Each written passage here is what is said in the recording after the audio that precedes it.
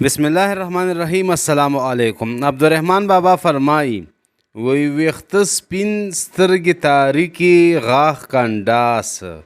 او نه اوکاږي د دنیا د چارو لاس او په هر تور چې مومي پسې درومي نه په چپ لوري صرفه کړې نه په راس او یو ویخته د عقیدې د پتن نشته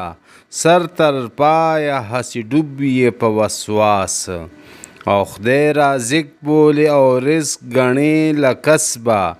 په دا شناخ وځان ته وایي حق شناس او واړه زهر قاتل نغړي که پوهیږي که سواله خدایه نغړي هر انفاس او که زما ویل دروغ یا کوز او پاس وي ته پخپله په خپل زړه کې وکړه قیاس او له سړي غرض واړه سړیتوب دی نه چې پټ وي د سرو زرو په لباس هر زاهد چې په ریا زهد نازیږي د سربخت ګمان یې کړیږي په اماس او ای رحمانه که څه کار دی خو د دین دی نور کارونه بې وفا دي بې اساس